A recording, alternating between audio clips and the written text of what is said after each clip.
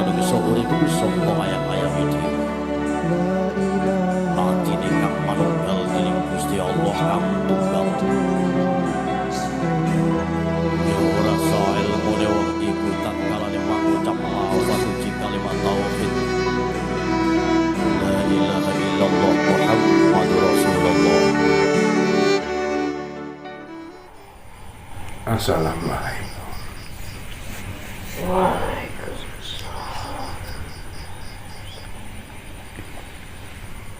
Alhamdulillah.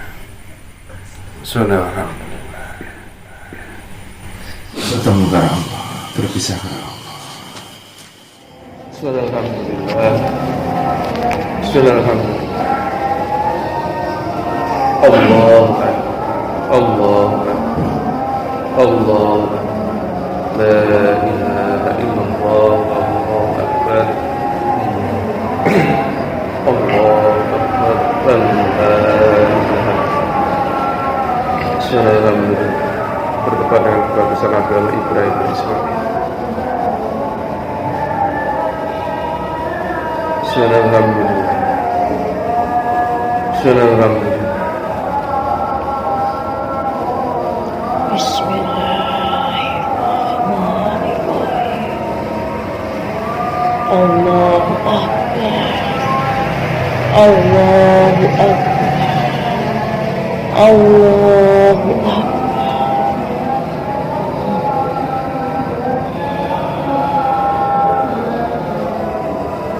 Takbir. Kang kumandang ngisi ing sajroning sedaya penjuruning alam semesta. Sedaya makhluk ing Gusti ngandhangke tebih dados saksi marang keagunganing Gusti. Gusti Allah, Gusti kang Maha Agung, Gusti kang Maha Agung, kang Maha Kuwasa, kang Maha Adicipta, kang Maha Utama. Subhanallah.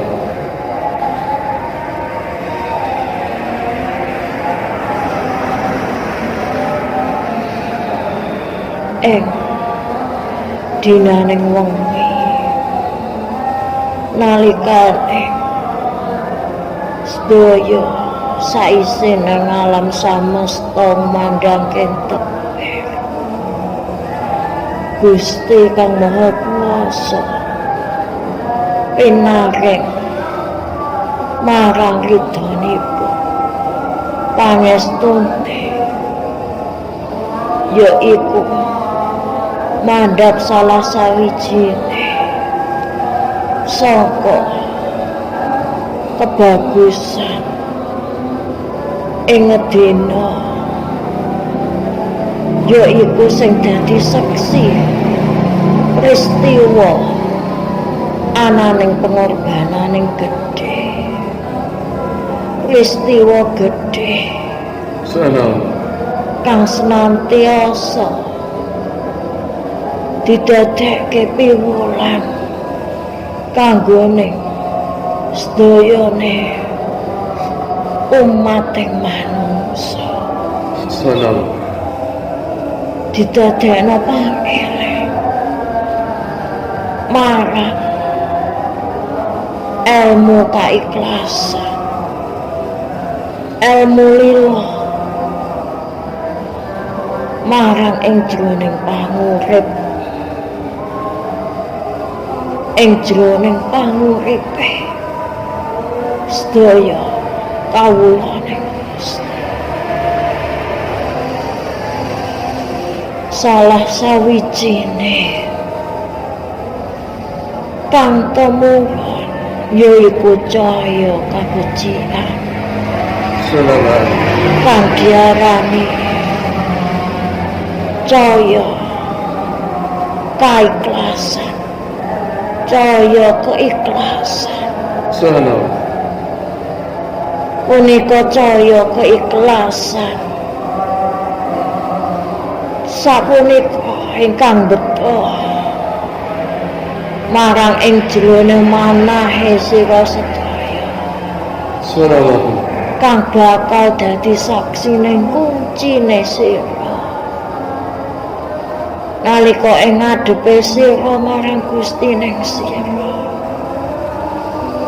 saksi kuncine sira yaiku marang cahya kaikhlasan kados napa ingkang sampun dados salah siji peristiwa ananing pengorbanane Kanjeng Nabi Ismail lan Kanjeng Nabi Ibrahim. Subhanallah. Cahya kaikhlasan kaya dene pedhang kang bakal mungkesi wujuding kesombongan ing jroning atine kawulane Gusti. Peristiwa pangorbanane Kanjeng Nabi Ismail lan Kanjeng Nabi Ibrahim Subhanallah. sapunika boten tanpa sebab para iblis lan setan Astagfirullah. kang senantiasa madosi celah marang napa sing dados kekirangane sira Subhanallah. madosi celah sangka kawula manungsa ugi mekaten kang dialami kalih Kanjeng Nabi Ibrahim. Saderenge turun punika Kanjeng Nabi Ismail diandhapno ing alam kandungane sedherek. Kanjeng Nabi Ibrahim nate dawuh sak gedhe-gedhene tresnaku rasa takwaku ora ana sing luwih gedhe kecobane marang Gustiku. Kaya-kaya yen Gusti ing mengarepe panguripanku kanthi Gusti maringi perintah milih antarane putra kang tak tresnani utawa ning Gusti kang tak tresnani kanthi Gusti maringi perintah belah marang putraku dhewe bakal tetep tak lampahi. Subhanallah. Punika kang dados dawuhe Kanjeng Nabi Ibrahim. Sapunika nggadahi bibit-bibit kesombongan. Kanthi nalikaning Kanjeng Nabi Ismail sampun cekap marang umure. Perintah sapunika madhang. Iblis nagih kalian Gusti. Para setan nagih kalian Gusti. Duh Gusti, napa kang dados ucape ipat-ipate Kanjeng Nabi Ibrahim sakmenika napa temen yen iman lan takwane bakal senantiasa gumantung ning jero atine. Najana panjenengan muji keimanan lan ketakwaane nyoba marang rasa tegele ati nalikaning arep mari pamungkasan marang putrane kiambak. Subhanallah. Para iblis lan para setan nagih kanthi turune mandhape perintah yaiku Kanjeng Nabi Ibrahim supados nglampahi perintahipun bilih putra ning piyambak putra kang ditresnani kang dianti kanthi taun-taunan. Subhanallah. Lan sapunika Kanjeng Nabi Ibrahim rumaos sapunika ujian punika ndadosake teguran marang piyambakipun. Amin. Lan ujian punika kedah tetap dilampahaken. Subhanallah. Yaiku cahya kaikhlasan. Cahya kaikhlasan kang diandhapne Gusti kaya dene pedhang kang bakal mungkesi bibit-bibit kesombongan marang jroning atine. Lantas ing sejatine gadhahi krahasiaan marang ana ning pangorbanane Kanjeng Nabi Ibrahim lan Kanjeng Nabi Ismail. Punika gadah kerahasiaan kang dereng kaungkap kanthi nalikaning Kanjeng Nabi Ibrahim sampun ajenge mungkesi putraning piyambak. Gusti Allah kang Maha Agung sapunika ngganti awujude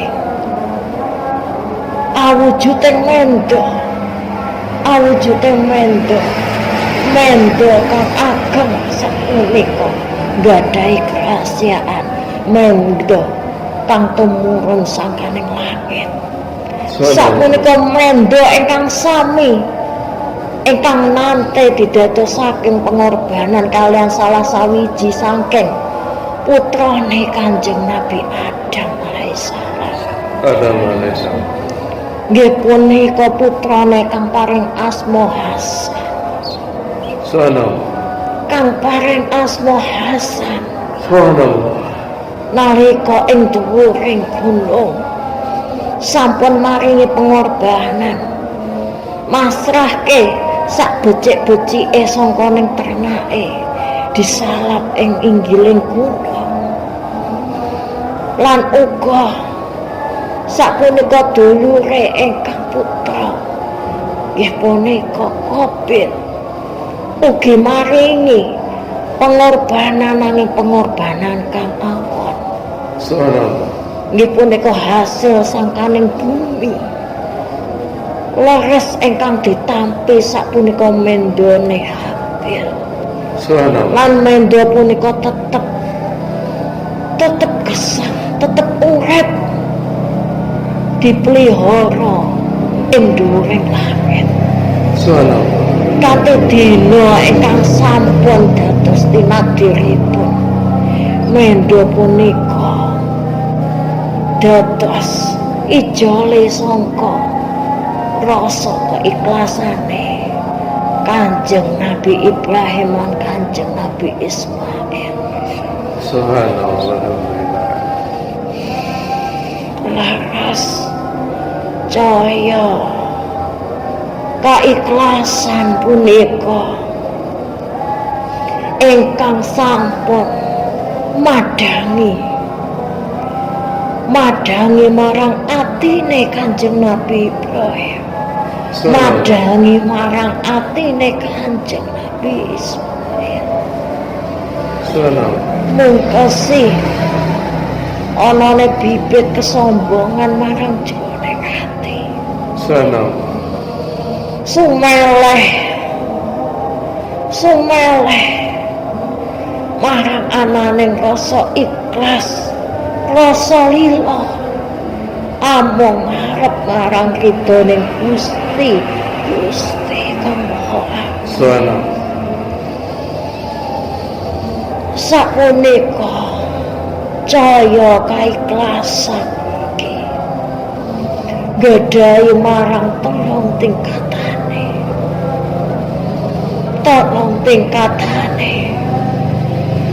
agame para kawulane Gusti njajaki marang ananing tingkatanipun telu tingkatanipun kang sapunika cacah-cacahe gadhahi warna gadhahi anane kabecikane kiamat. Kaikhlasan kaping sepindah tingkatanipun kaikhlasan kang awam. Kaikhlasan kang awam.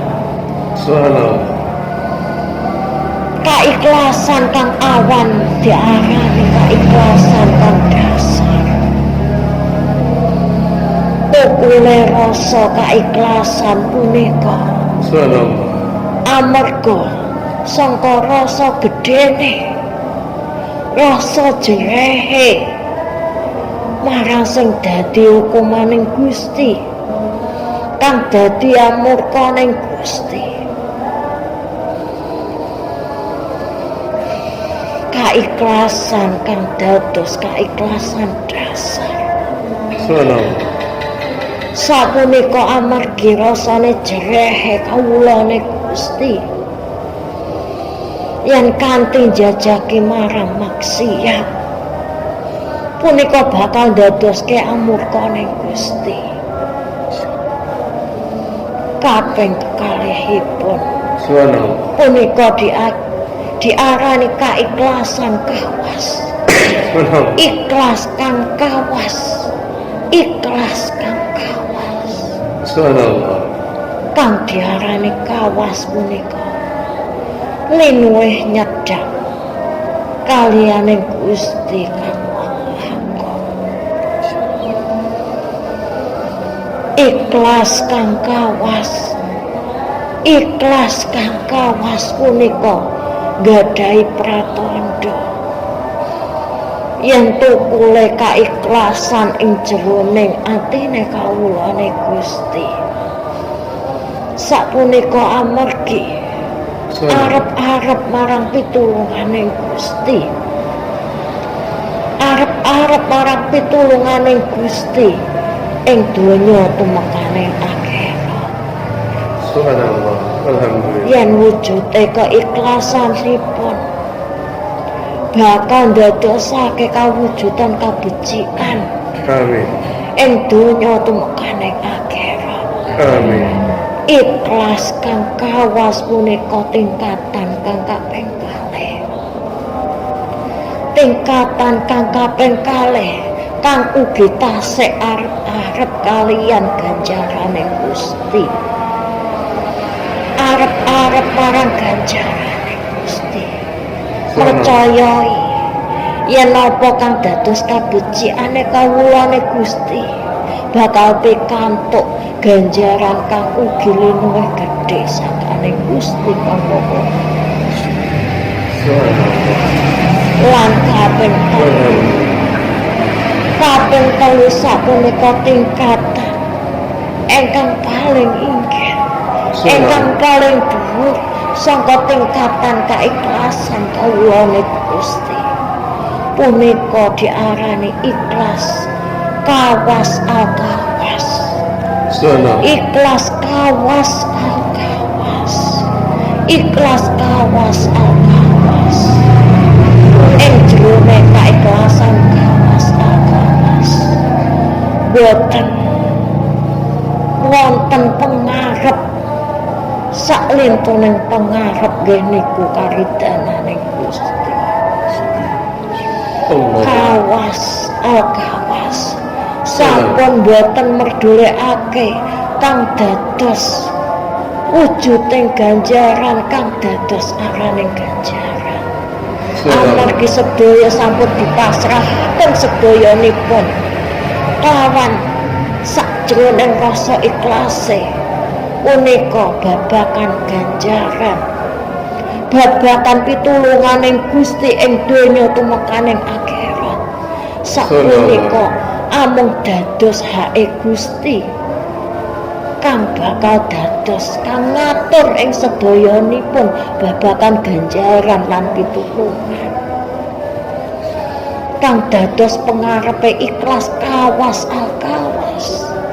Amung ridaning Gusti, amung ridaning Gusti sampun boten noleh, sampun boten noleh kiwa tengen, yaiku kang diarani sampun boten arep-arep perhatiane sangka kawula manungsa liyan, boten arep-arep najana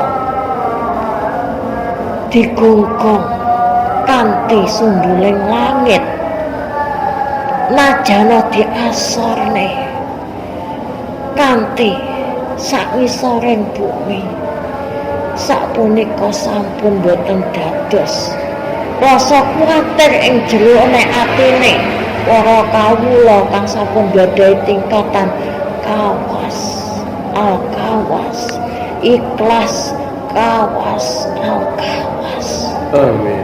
Amin ya rabbal alamin.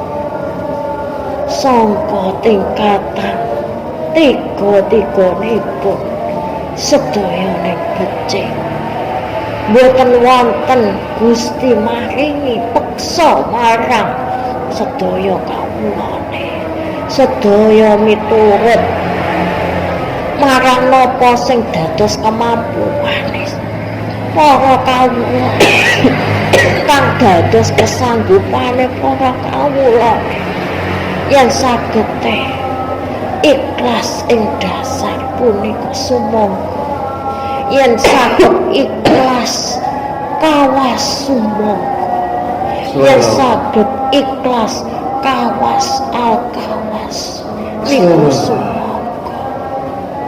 Caya kaikhlasan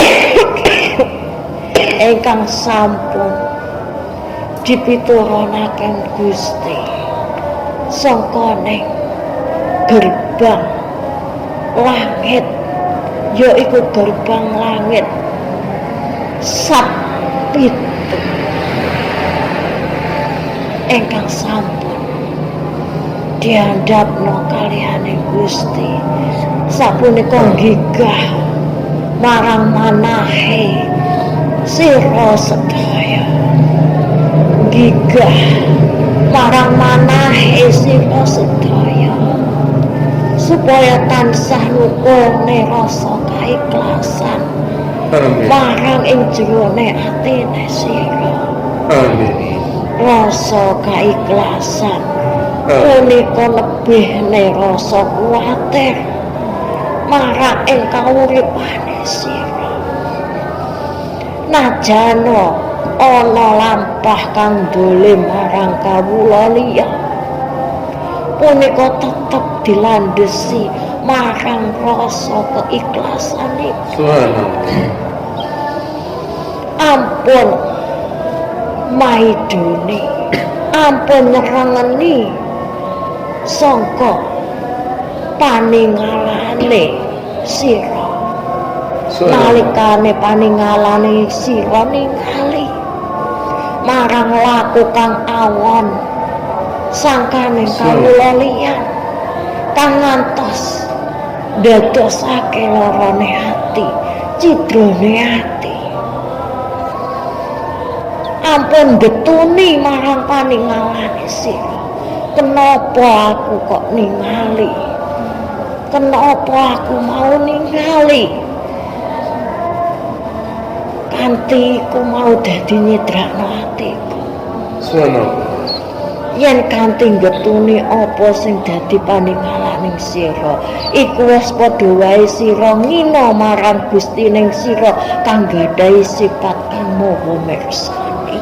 Astagfirullahaladzim. Kang maha mirsani punika salah siji sifate sampun diwarisaken disalap marang ing paningalaning sira.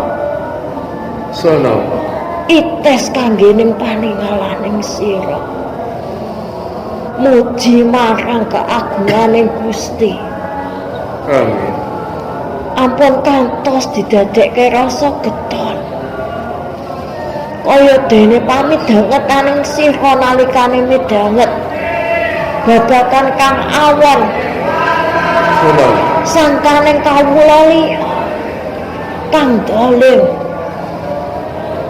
nalikane midhanget marang lesan kang boten jaget-jagi wicaranipun kanthi ndadosake geni ning jero atine sira. Sampun digetuni kenapa aku mau kanthi midhanget. Luwih becik aku ora midhangetno amarga ndadoske larane ati. Sapunika ampun yen kanthi sira getune, yen kanthi sira getune, sira nyrengeni pamidhangetane sira. Mbak, sapunika wis padha wae sira ngina marang salah sawiji sifate Gusti kang maha midhangetaken. Subhanallah, walhamdulillah. Caya kaikhlasan iki nuntun lan gigah sira sedaya ing kauripaning sira. Punika babakan lalim kang dilampahna kawula wingi. Sapunika saged didadosake tetamba yaiku sangka arane cahya kaikhlasan iki. Subhanallah. Cahya kaikhlasan iki, cahya kaikhlasan yaiku nalikaning sira saged ngorbana napa kang dados rasa suuzane sira marang kauripan kang sampun dilampahna Gusti niki. Subhanallah. Ngorbana prasangka-prasangkane sira, ngorbanake marang kasenengan-kasenenganing sira, kasenengan-kasenengan kang bisa nglalekno marang tresnane sira, yaiku tresnane sira amung marang Gusti kang Maha Agung. Subhanallah. Landhesane ikhlas punika yaiku rasa tresna kang temen marang Gustine sira. Subhanallah. Kang dadi cumentele sira ing alam donya. Amung suwates cumentel, amung sauntara, nanging Gusti kang gadhahi sifat baka utawi kekal. Subhanallah. Punika keagungan ingkang kekal, keagungane Gusti Allahu Akbar kang sapunika kang musti didadosake kang paling utama marang kaula manusia, ngorbanake kang dados kasenengan kasibukaning sira ing alam donya nalika kumandange Gusti sampun nimbali sira, rasa ikhlase kang temen. Subhanallah. Gusti kang maha nyukupi sira kang maha, sira kang butuhke marang Gusti nek sira, kawula kang butuhke lan Gusti kang gadhahi keagunganipun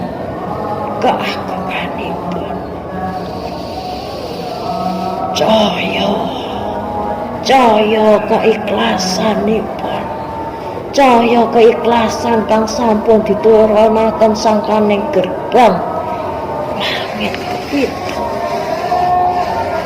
punika sakniki gigah sira, gigah manahe sira ngelingake sira marang rasa seneng kang kanthi lewat seneng marang awujuding donya kang sauntara iki. Punika sampun ngantos didadosaken kanutama amargi Gusti kang Maha Kuwasa, Gusti kang Maha Agung, sapunika leres Gusti kang Maha Utama. mugia sangka ning cahya kaikhlasan iki pesen-pesen sangka ning cahya kaikhlasan iki bakal senantiasa nyuminar padang ing jroning atine sira sedaya. Amin. Amin ya Rabbal. Madangi laku, madangi pikir, Amin. madangi ing sajroning kauripaning sira Amin. kanthi pinanggih marang ridhaning Gusti kang Maha Agung. Amin. Amin ya Rabbal. Wassalamualaikum warahmatullahi wabarakatuh. Waalaikumsalam.